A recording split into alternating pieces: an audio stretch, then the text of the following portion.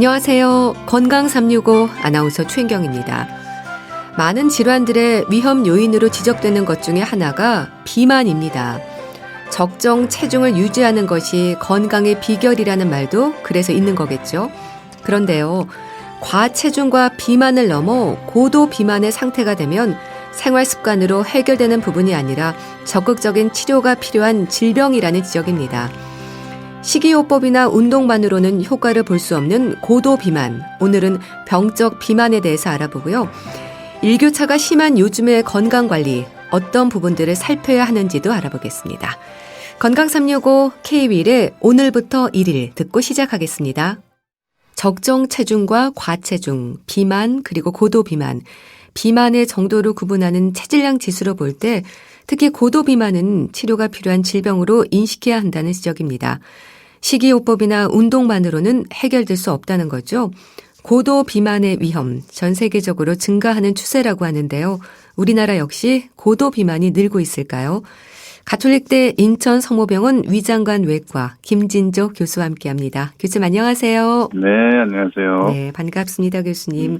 네, 반갑습니다. 우리가 흔히 저체중, 적정 체중, 과체중, 비만, 그리고 고도 비만까지 넓은 범위로 비만이라고 하지만 구분이 좀 필요할 것 같은데요. 좀 설명을 해주세요. 네, 비만을 구분하는 데는 방법도 여러 가지 있습니다. 그런데 그 중에서 현재 가장 많이 사용하는 방법이 체질량 지수를 이용한 구분법이기 때문에 이 체질량 지수를 기준으로 해서 설명을 드리겠습니다. 네.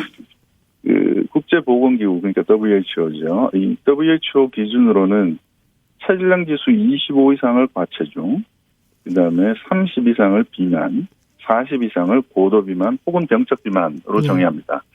그렇지만은 우리나라의 경우 이제 대한비만학회에서 분류한 분류를 보면 이보다 조금 더 엄격하게 기준을 두고 있는데 23 이상을 과체중, 25 이상을 비만, 그리고 35 이상을 고도 비만으로 정의합니다. 네.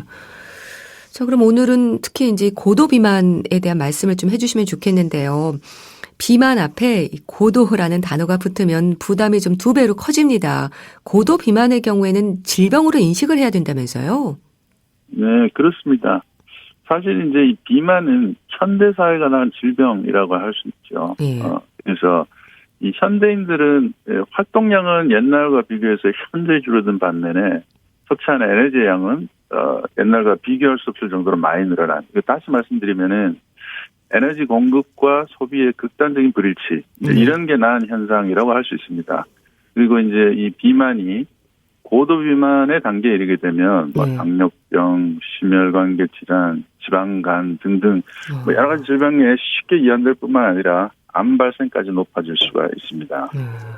그래서 고도 비만을 병적 비만으로 부르는 게 좀 이해가 빠르다는 얘기도 있는 거네요. 네, 그렇습니다. 그래서 비만을 단순하게 미용상의 문제나 혹은 개인적인 게으름 이런 거의 문제로만 볼 게 아니고 현대인들의 건강을 위협하는 심각한 질병으로 이해를 하는 데 있어서 저는 이제 이 용어의 사용도 상당히 중요하다고 생각을 하는데요. 네. 원래 이제 이 고도 비만의 영어 원어는 morbid obesity입니다. 근데 이제 이걸 직역하면 병적 비만이거든요. 그래서 이 용어가 훨씬 더 이 용어를 사용하는 것이 바람직하다고 그렇게 생각을 하고 있습니다. 예. 전 세계적으로 이 고도 비만으로 불리는 병적 비만이 늘고 있고 또 우리나라도 증가하고 있다고 들었습니다. 그렇습니까, 교수님? 네, 그렇습니다. 현재 코로나 바이러스의 전 세계적인 유행을 팬데믹 이런 용어로 설명하지 않습니까? 네. 마찬가지로 현재 전 세계적인 비만의 확산은 이런 것과 유사하게 생각을 해볼 수 있겠습니다. 그렇지만은 우리나라의 경우에는 전 세계적인 경향보다는 조금 덜하다고 할 수 있고요. 이런 것도 보면 사실 지금 코로나 사태하고 상당히 비슷한 측면이 있죠. 예. 근데 평생 다이어트라는 말도 있고 나름 노력들도 많이 하는데 이렇게 늘어나는 이유가 뭘까요? 인류 역사의 초기에 초기 인류들은 되게 만성적인 굶주림에 시달렸습니다. 사실은 이제 이런 것 때문에 인류가 진화하는 과정에서 체내 에너지를 많이 저장하게 하는 그런 방향의 유전자가 진화를 하게 되었거든요. 근데 현대사회에 이르러서 이제 과학 기술이나 사회 경제적인 발전 뭐 이런 거에 힘입어서 사실 사람들의 육체적인 활동은 많이 줄었는데 대신에 고열량의 음식 섭취는 늘어나게 되어서 에너지가 많이 축적되게 된 거죠. 예. 그래서 이제 이런 현상들이 비만에 있어서 가장 중요한 이유고 개인적으로 노력을 해도 잘 안 되는 뭐 그런 이유라고 할 수 있겠습니다. 네. 이 고도 비만, 병적 비만으로 진단되는 기준이 이제 체질량 지수라고 말씀 주셨는데요. 기준에 대해서 다시 한번 좀 설명을 해주세요. 네, 이 체질량 지수라는 거는 그 몸무게를 미터로 환산한 키의 제곱으로 나눈 수치입니다. 네. 그래서 우리나라 기준으로는 체질량 지수 25에서 30 사이를 1단계 비만이라고 하고요. 그다음에 30에서 35 사이를 2단계 비만. 네. 그리고 35 이상을 3단계 비만으로 분류를 하는데 이 3단계 비만을 우리가 병적 비만이라고 부릅니다. 그렇게 체질량 지수가 30에서 35, 그러니까 비만에서 고도 비만으로 넘어가는 단계인 건데요. 그럼 체질량 지수 30 이상부터 이제 심한 병적 비만 환자들의 경우에는 어느 정도까지 수치가 나오는 건가요? 드물긴 하지만 뭐 체질량 지수 70, 80 이상 이렇게 나오는 환자분들도 있고 제 예. 개인적으로 그런 환자들을 치료해드린 경험도 있습니다. 물론 뭐 해외에서는 뭐 뉴스에 이런 분들이 꽤 나오긴 하는데요. 그렇게 많지는 않습니다. 그 외국에서는 이제 말씀하셨듯이 병적 비만으로 휠체어를 타고 움직이는 분들도 많은데 우리나라에서도 그럼 이런 단계의 분들이 그래도 많은가요? 어쨌든 근래에 들어오면서 이 병적 비만 환자들이 늘고는 있습니다. 그렇지만은 아직까지 그런 단계 환자들까지 많지는 않습니다. 네. 참 고도 비만이라는 표현보다 이제 병적 비만이라고 하니까 치료가 당연하다는 생각도 드는데요. 어떻습니까, 교수님? 식이요법이나 운동으로는 이게 해결이 될 수 없는 건가요? 과거에 이제 이 병적 비만 환자들에 대해서 뭐 식이요법, 운동 이런 것과 약물 치료, 그 다음에 수술의 효과를 비교한 여러 연구들이 있었어요. 네. 그런데 그 연구들에서 지속적인 체중 감량을 유도할 수 있는 것은 오로지 수술뿐이다. 이제 이런 결과들이 많이 보고되고 있습니다. 네. 수술이 또 필요하다고 하셨지만 그래도 일단 병적 비만으로 진단되는 환자들에게는 식이요법과 운동이 필수적으로 진행이 되는 건 맞는 거죠? 네, 맞습니다. 우선은 뭐 운동, 식이요법, 그다음에 약물 치료 이런 것을 다 시행을 해보고요. 예. 그렇게 해서도 체중 감량이 되지 않을 때 그때 이제 수술을 고려하게 됩니다. 그리고 특히 이제 병적 비만 수술 후에도 이런 식이요법, 뭐 운동 이런 것이 상당히 중요합니다. 이게 잘 되지 않으면 장기적으로는 결국 체중 감량에 실패하게 됩니다. 예. 그렇게 일상에서의 노력만으로는 해결되지 않는 병적 비만의 치료는 일단 수술을 한다고 하셨는데 약물 치료로는 치료될 수 없는지도 좀 궁금합니다. 어떤가요? 약물 치료를 시도하기도 합니다. 그런데 되게 병적 비만 환자들에게 약물 치료를 해보면 결국은 되게 실패를 하게 됩니다. 그래서 결국 수술을 받게 되는 거죠. 예. 그 수술법도 다양하다고 들었습니다. 위 밴드 수술, 위 소매 절제술, 또 위 우회술도 있던데요. 이게 어떤 방법들을 말하는 건가요? 각각의 장단점도 있을 것 같은데요. 예, 말씀하신 이제 수술법들 중에서 위 밴드 수술의 경우는 위하고 식도 경계부 주변에 음식물이 잘 내려가지 않도록 밴드를 채우는 건데 예. 이게 이제 과거에는 많이 시행되기는 했는데 요즘은 여러 가지 이제 장기적인 수술 관련 합병증이 생기고 또 체중 감량 역시 충분하지 않고 뭐 이런저런 문제로 지금은 거의 시행되고 있지 않습니다. 예. 그리고 현재는 위소매 절제술과 위우회술이 전 세계적으로 가장 많이 시행되고 있는 수술이고요. 예.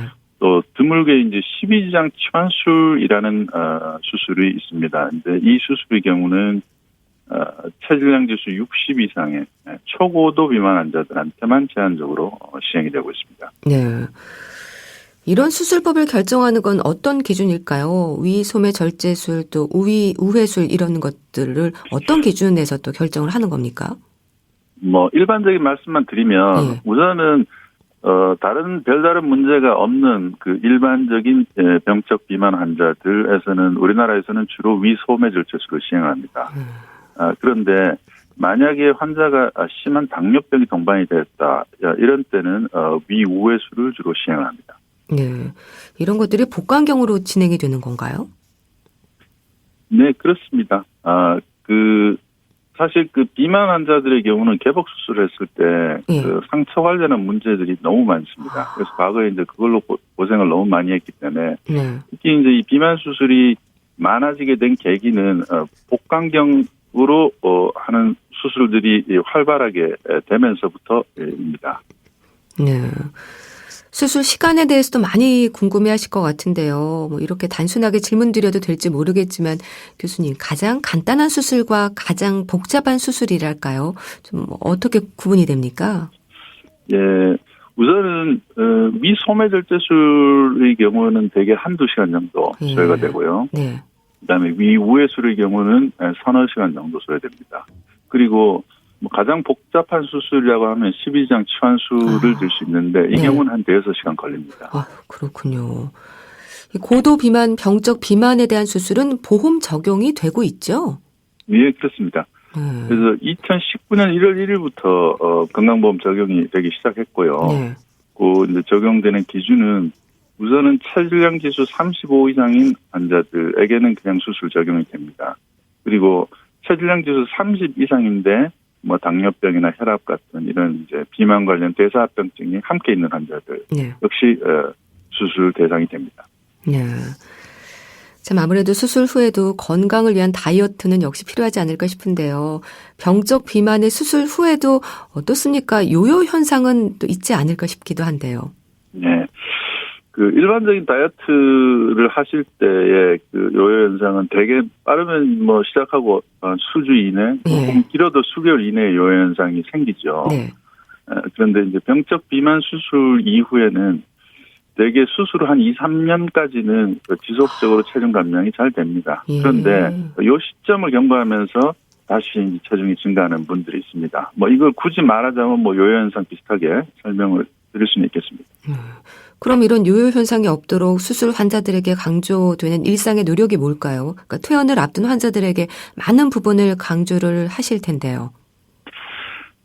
가장 중요한 거는 이 수술 이후에 수술의 효과에 의해서 이제 지속적으로 체중 감량이 이루어지는 시기 내에 자신만의 건강한 라이프스타일을 찾는 겁니다. 사실은 이것만이 일생 동안에 정상 체중으로 건강하게 살아갈 수 있는 유일한 방법이라고 생각합니다. 우리가 이제 비만 수술하는데 단지 뭐 1-2년 살 빼려고 수술하는 건 아니지 않습니까? 그렇죠. 그리고 그 라이프스타일, 아까 말씀드린 그 건강한 라이프스타일 안에는 물론 이제 기본적으로 규칙적으로 적당한 운동, 그리고 건강한 식사, 이런 게 가장 기본적인 내용이 되겠죠. 그럼 수술 후에 그렇게 지속적으로 체중 감량이 일어나는 시기라고 한다면 뭐 1-2년 안에 살을 많이 빼야 되는 건가요? 되게 잘 빠집니다. 잘 빠지고, 어쨌든 이제 그 빠지는 기간 동안 이렇게 그 새로운 라이프스타일에 잘 적응해서 그걸 이제 길게 유지하는 것이 중요하다고 볼 수 있죠.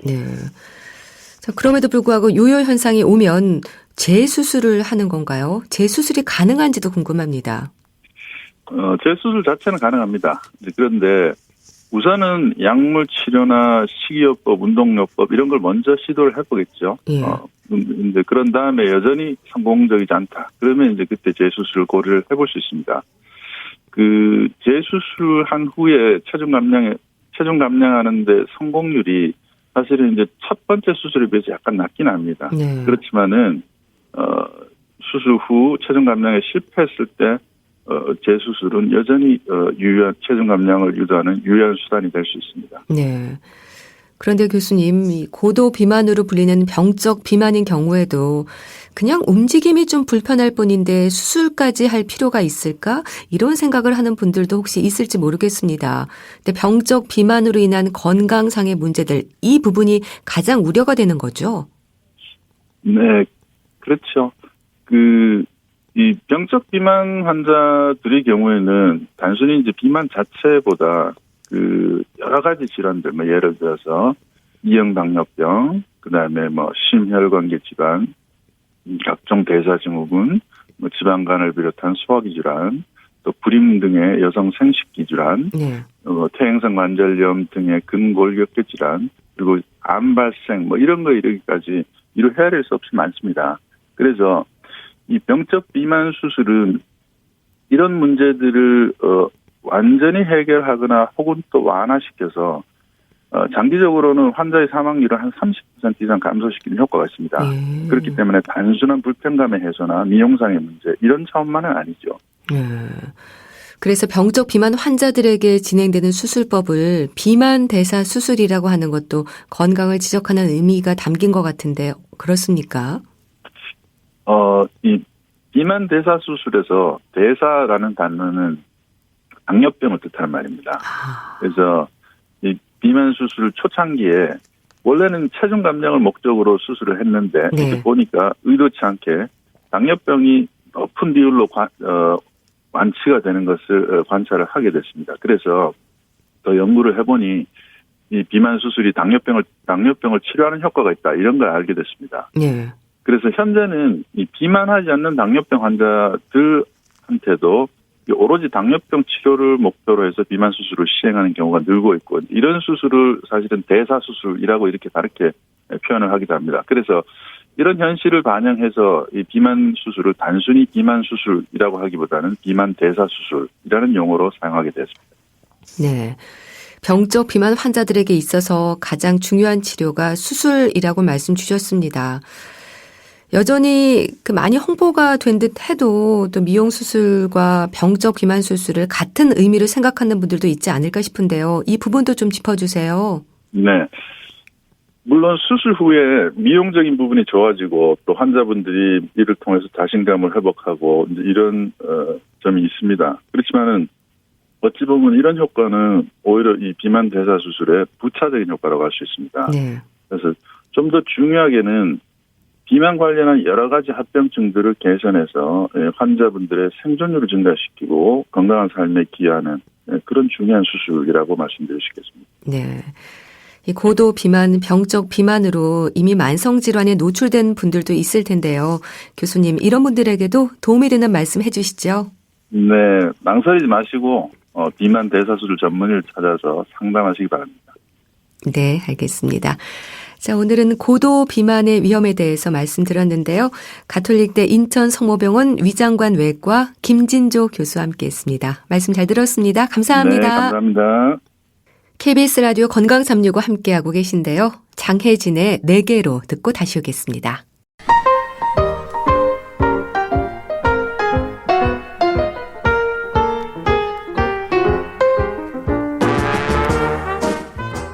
건강한 하루의 시작.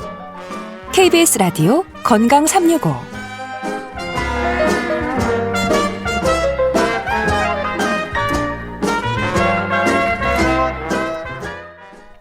KBS 라디오 건강 365 함께하고 계십니다. 일교차가 심할 때입니다. 여름을 보내고 가을을 맞이하기까지 한낮의 기온과 아침, 저녁의 쌀쌀함 사이에서 잘 적응해야 할 텐데요. 나이대별로 독감 예방 접종도 시작이 됐습니다. 감기, 독감 예방은 물론 면역력에 대한 관심이 가을, 겨울 건강을 이어가는 방법이라는 거 기억하셔야겠습니다. 분당 재생병원 영양내과 백현욱 교수와 함께합니다. 교수님 안녕하세요. 네, 안녕하세요. 일교차가 크게 벌어지는 요즘 우리 몸이 잘 적응해야 할 텐데요. 계절이 주는 건강의 위험들이 있죠? 그렇죠. 일교차가 요즘 심한데 그러면 아무래도 몸의 균형이 깨어지잖아요. 예. 그러면 인체 적응력이 떨어질 수 있겠죠. 요새 낮과 밤의 일교차가 매우 크니까 우선은 체온 유지를 적절히 하는데도 어려움을 겪게 되고요. 네. 그리고 그 덕분에 쉽게 피로해질 뿐더러 결국 저항 능력, 즉 면역력이 떨어지면서 감기나 비염 등에 걸릴 위험이 높아지게 되겠습니다. 네. 근데 요즘은 코로나19로 마스크 쓰기가 일상화되면서 그래도 감기 환자가 많이 줄어든 것 같습니다. 저도 그렇지만 주변에서도 감기로 고생하는 분들이 그래도 많이 없더라고요. 어떤가요, 교수님?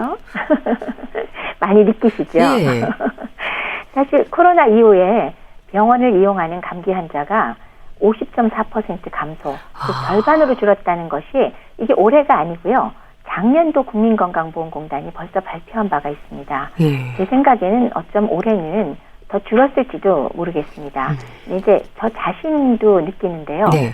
저는 병원에서 다양한 환자를 만나잖아요. 그렇죠. 그렇기 때문에 적어도 1년에 한 두세 번 혹은 서너 번은 그게 뭐 심한 증상이건 가벼운 증상이건 감기 증상이 있곤 합니다. 뭐 콧물이 나거나 재채기가 나거나 목이 아프다거나.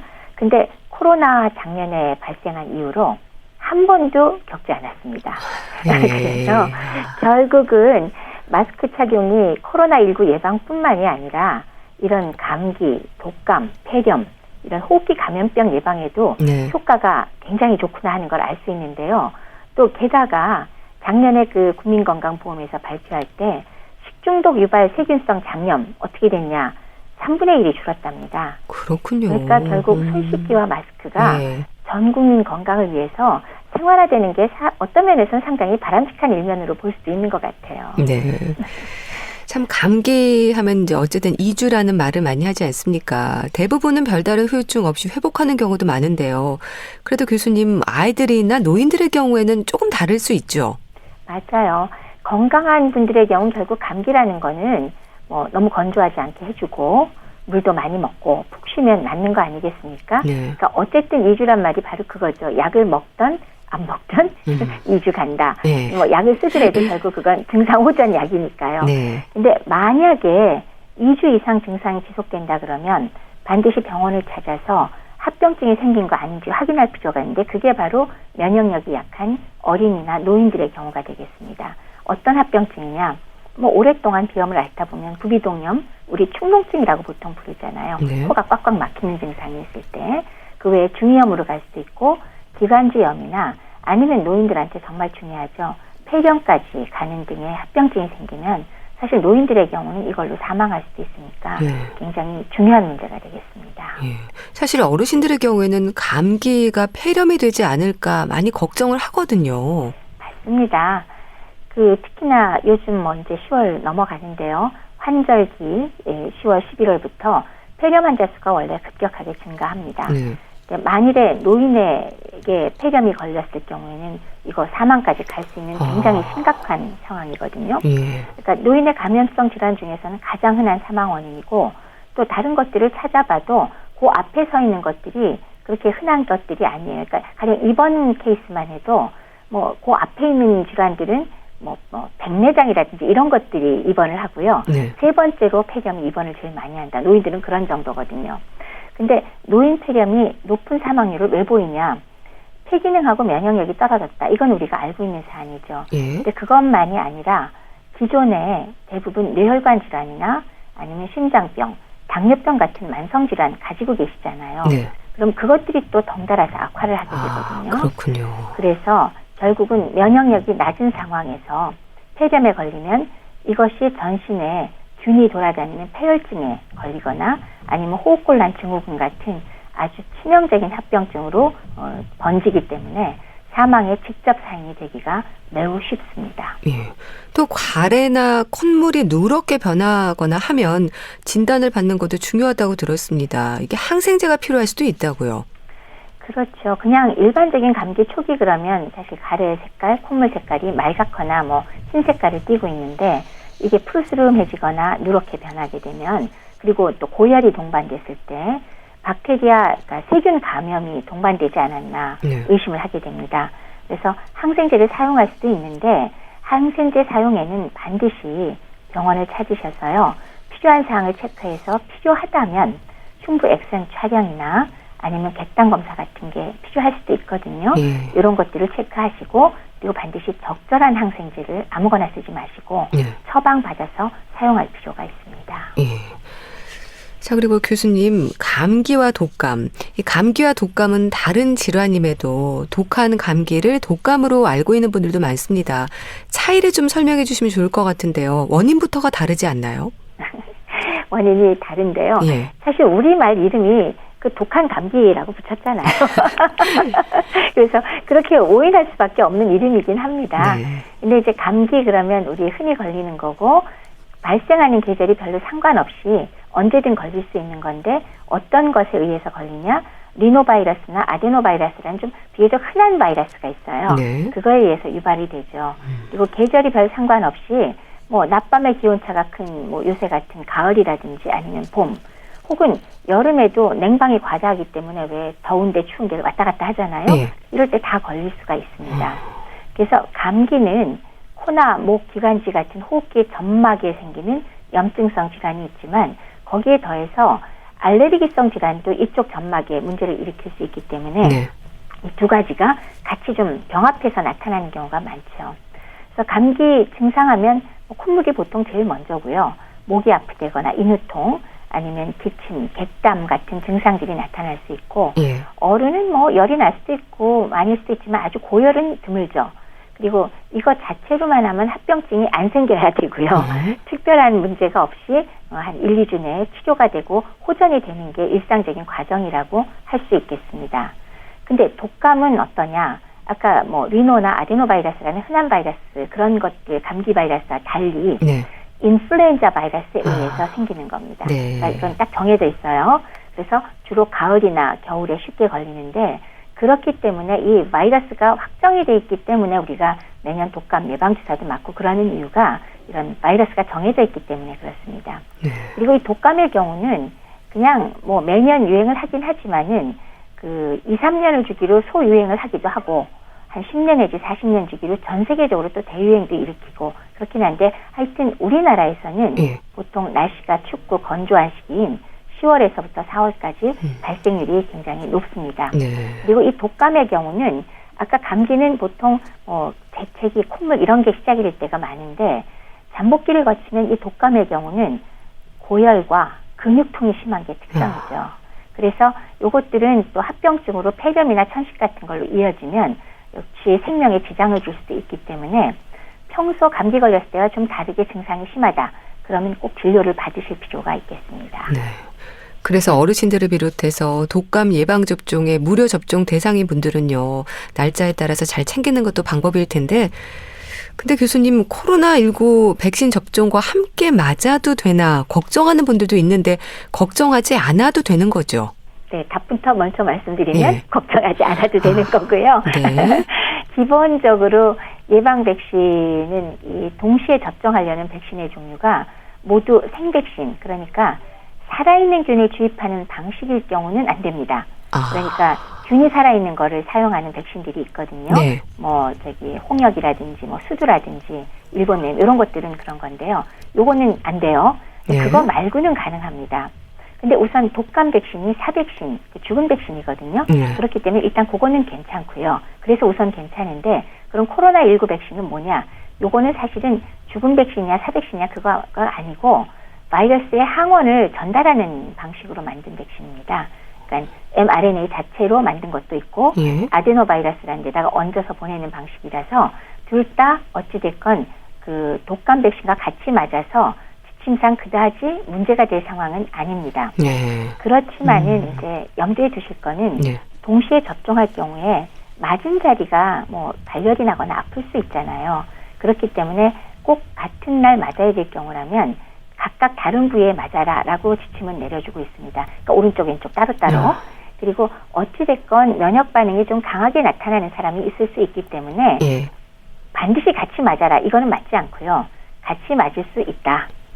그러니까 같이 맞게 되면 꼭 전문의하고 좀 상의해서 네. 접종하는 것이 좋겠다라는 말씀을 드립니다. 네.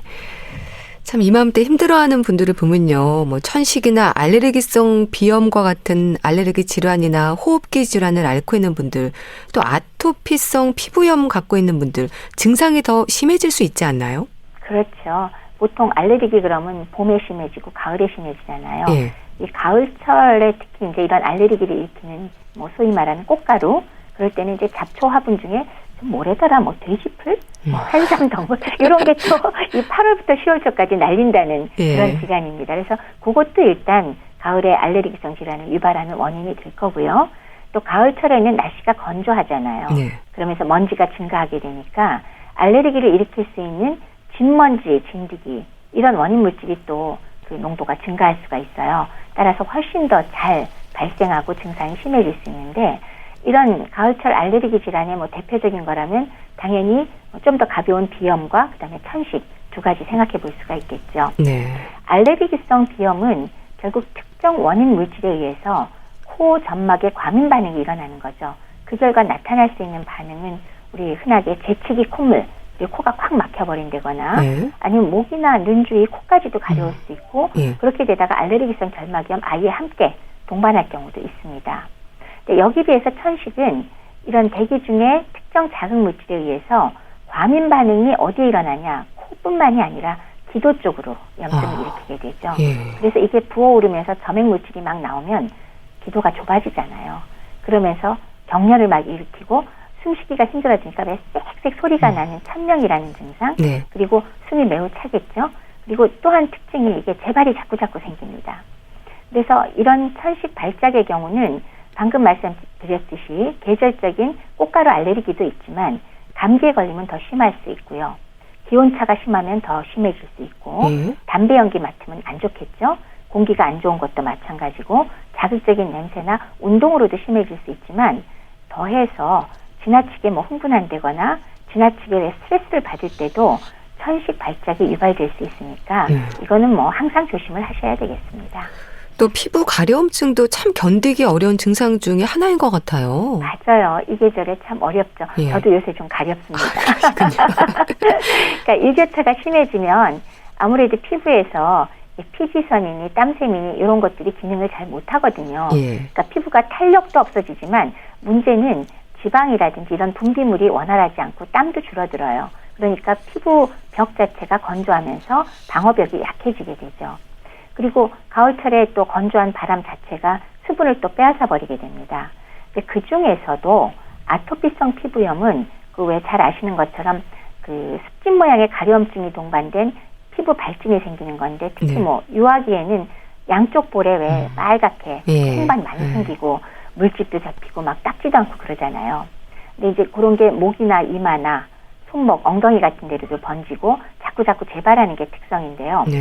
이런 것들 그러니까 팔꿈치, 무릎, 얼굴, 목 등의 피부가 막 두꺼워지고 거칠거칠해지고 가려움증이 나타나는데 피부가 건조할 때는 그리고 공기가 건조할 때는 이게 훨씬 심해져요. 그리고 나이가 들면서 지속되는 사람은 이제 팔다리 접히는 부분이 또 많이 가려워지게 되거든요. 그러니까 결국 꾸준한 치료가 필요한데 그 중에서도 이 가을철에 낮은 습도, 건조한 그 환경이 굉장히 악화시키기 때문에 이런 것들을 좀 피하는 거 매우 중요하겠습니다. 그래서 보습에 특히 신경을 쓰게 되는 때가 이맘때인 것 같아요. 맞습니다. 공기가 건조하게 되는데 그 결과로 피부가 가치해지니까 결과적으로 우리가 너무 목욕을 자주 하는 거 이럴 때는 오히려 피부의 방어벽을 이렇게 좀 벗겨버리잖아요. 그리고 떼수건 같은 걸 자주 사용한다. 작은 자극을 아주 강하게 준다. 이런 거 다 피부 방어벽을 약하게 하는 거니까 이런 때는 때밀지 마시고요. 목욕 너무 자주 아침 저녁으로 하지 마시고요. 목욕 후에는 수분 날아가기 전에 보습제 발라주는 거 도움이 됩니다. 그리고 당연히 뭐 합성 섬유보다는 좀 자극이 적도록 순면 제품의 옷을 좀 입는 게 좀 낫다 그런데 그건 뭐 알아서 하시면 되겠고 또 나도 모르게 또 이렇게 근질근질할 때 긁게 되잖아요. 그러니까 손톱이 좀 너무 길어도 더 상처가 많이 날 때니까 그런 것도 좀 피하면 좋겠고요. 그 다음에 또 가을에 날씨가 좋으니까 바깥 활동 증가하잖아요. 그러면 자외선도 역시 문제가 될 수 있습니다. 그래서 여름에 못지않게 자외선 양이 줄어들지 않기 때문에 자외선 차단도 신경 쓰시고 뿐만 아니라 과로나 정신적, 육체적 스트레스 그리고 심리적 부담도 피부 질환을 악화시키니까 악화 요인은 될 수 있는 대로 피하고 잠 푹 주무시고 운동도 적당하게 하라. 이거 맨날 하는 얘기네요. 그렇죠? 참 그리고 또 교수님 물론 사계절 언제나 조심해야 하지만요. 기온이 떨어지기 시작하는 요즘과 같은 날씨에는 심혈관 질환의 위험에도 신경을 쓰셔야겠죠? 그렇죠. 이미 환절기에는 심혈관 질환 있는 나이 드신 분들 주의가 필요하다 얘기 많이 들으시잖아요. 급격한 온도 변화가 심할 때 이런 때에는 기존의 고혈압이나 아니면 당뇨병, 심장병, 그리고 술이나 흡연을 많이 하시는 분들, 이런 위험인자가 있는 분들은 당연히 뇌졸중, 중풍의 발생 위험이 올라갑니다. 즉 온도 변화가 급격하면 혈관이 수축되면서 순환기 질환이 일어나기 쉽고요. 악화되기 쉽겠죠. 네. 그리고 또 혈관 수축에 의해서 혈류가 줄어드니까 심장 근육으로 또 혈액 공급량이 감소하죠.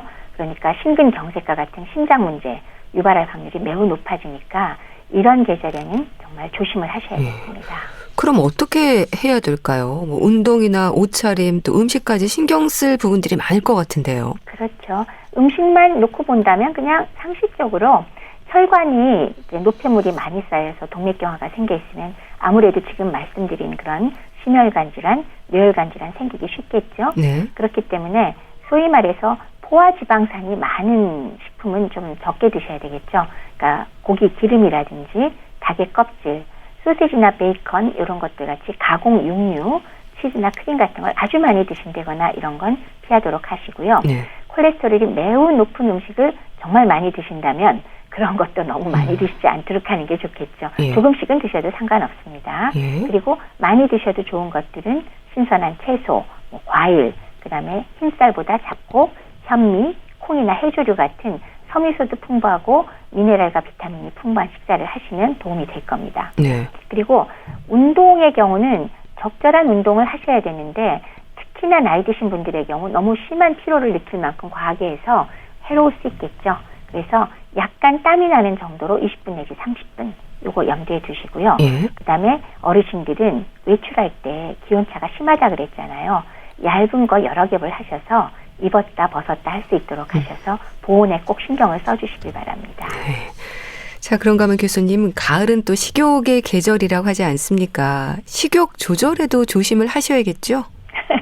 청고마비 계절에 네. 말만 살찌는 게 아니고요. 네. 저희들도 살이 찌죠. 식욕이 좋아지니까 과식 쉽죠. 그런데 만약에 당뇨병이나 고혈압이나 동맥경화증이 있을 경우에 비만이 돼버리면 더 문제가 되겠죠. 문제가 커지니까 지나친 칼로리 섭취 제한하시고요. 더 이상 비만해지지 않도록 운동이나 식이요법 이런 것들로 만성질환이 악화되는 거 당연히 막아주셔야 합니다. 근데 또 이렇게 식욕이 넘치는 것도 문제지만요. 식욕이 없어서 식사에 어려움을 겪는 어르신들도 많을 것 같은데 뭘 먹어도 맛이 없다는 말씀을 하는 분들이 많으시거든요. 그렇습니다. 어르신들의 영양불량은 대부분 그 식욕부진과 관련되어서 전신 쇠약감과 심한 체중 감소 동반해서 오시는 경우가 많습니다. 예. 그러니까 이런 분들한테는 사실 뭐 가을철이라 식욕이 넘친다는 건 남의 얘기죠. 옆에서 밥 먹고 있으면 냄새나서 못 견디겠다 그러세요. 근데 이런 경우를 아이고 원래 나이 들면 그런 거야 하고 본인도 가족도 방치해버리면 이미 여러 가지 장기 합병증이 동반될 정도로 상태가 나빠져서 예. 그래서 병원 오시는 경우가 꽤 있거든요. 그래서 뭐 쉽사리 노인들은 그 와상 상태, 즉 침대에서 대소변을 받아내는 상태가 이미 되어서 오시는 경우가 꽤 있습니다. 네. 근데 어느 누구건 저도 그렇고요. 건강하게 오래 살기, 즉 건강 수명이 늘기를 기대하지. 그렇죠. 이렇게 대소변 받아내면 오래 살기 원하진 않겠죠. 네. 그렇기 때문에 입맛 없다는 증상 있을 경우에는 빨리 관심을 가지고 도와드려야 합니다. 네. 그럼 이럴 때 뭐 식욕 촉진제나 보조제 같은 게 방법일 수도 있을까요? 네. 방법이 되죠. 그렇군요. 식욕 촉진제를 단기간 사용하는 것도 상당히 좋은 방법이고요. 근데 이제 단순히 그냥 촉진제가 좋다고 무조건 1년 내내 드신다. 이거는 효과 없습니다. 단기간 사용하는 건 좋은 방법이고요. 보조제로서는 제가 매번 말씀드리지만 영양 보조액으로 여러 가지 제품이 캔이나 팩으로 시판되고 있습니다. 대체로 크기가 200cc 전후, 뭐 조금 작은 것도 있고 큰 것도 있지만 그런 정도로 여기에는 단백질, 탄수화물, 지방, 비타민, 미네랄이 골고루 들어있고 대부분의 경우 1cc당 1칼로리의 열량을 내게 되니까 드시는 방법으로 하루에 간식 삼아 하루에 1개 내지 3개 정도 드시면 어르신들 영양 상태 유지에 정말 도움이 됩니다. 실제로 꾸준히 드실 경우에 입원 필요성도 줄어들고 일상생활에 그 노인들의 독립성 유지가 잘 된다는 연구 결과들 이미 잘 알려져 있으니까 활용 꼭 하시기 바랍니다. 네. 자, 교수님, 가을철 건강을 위한 방법이랄까요? 챙겨야 하는 부분들 짚어주세요. 요즘 코로나19로 손 씻기와 마스크 끼는 거 완전히 습관이 되셨죠. 아주 좋은 습관입니다. 특히 그 외출 후에 반드시 손을 씻고 양치질을 하는 철저한 개인 위생관리 정말 도움이 됩니다. 그리고 기관지 점막이 건조해지면 역시 감기 바이러스가 쉽게 침투하게 되니까 네. 충분한 수분 섭취, 특히 따뜻한 물을 드시면 더 몸에 좋겠고요. 또 물 많이 드시면 건조한 피부에도 도움이 될 테니까 여러모로 좋겠습니다. 그리고 당연히 과로하는 거 안 좋으실 거고 네. 스트레스 피하셔야 될 거고요. 그 외에 과음, 술 많이 드시는 거 건강에 안 좋으실 거고요. 예. 흡연, 그리고 간접 흡연도 꼭 피하도록 하십시오. 그리고 집안의 온도는 대략 20도 정도가 적합하니까 뭐 너무 춥거나 그다음에 너무 높이 올릴 필요는 없을 거고요. 습도는 한 50%에서 60% 유지시켜 주시면 더욱 좋겠고 네. 기온이 내려가는 밤에는 어쨌건 밖에 나가거나 그럴 때 덧옷으로 얇은 걸 더 준비해서 가지고 다니시도록 하시는 게 건강에 도움이 됩니다. 네. 그리고 집안 자주 환기하셔야겠죠. 진먼지 진드기가 주로 소파나 가구에 많이 있으니까 물걸레를 자주 닦아주시고 먼지 많이 쌓이지 않도록 하는 것도 알레르기성으로 호흡기 질환 생기는 거를 많이 예방할 수가 있겠습니다. 그 외에 식사로는 양질의 단백질 그리고 신선한 과일과 채소를 많이 드셔서 몸의 저항력을 기르시고요. 네. 그렇지만 과식을 주의해서 과체중이 되지 않도록 하는 것도 중요하고요. 마지막으로 규칙적인 운동과 함께 충분한 수면을 취하시는 것 또한 면역력을 유지하기 위해서 필수라고 하겠습니다. 네. 참 우리가 알지만 무심할 수 있는 부분들을 잘 챙기는 노력이 필요하겠습니다. 자, 오늘은 일교차가 크게 벌어지는 요즘 계절이 주는 건강의 위험들 또 관리에 대해서 짚어봤는데요. 분당 재생병원 영양내과 백현욱 교수와 함께했습니다. 말씀 감사합니다. 네, 고맙습니다. 김경호의 금지된 사랑 보내드리면서 인사드릴게요. 건강365 아나운서 최인경이었습니다. 고맙습니다.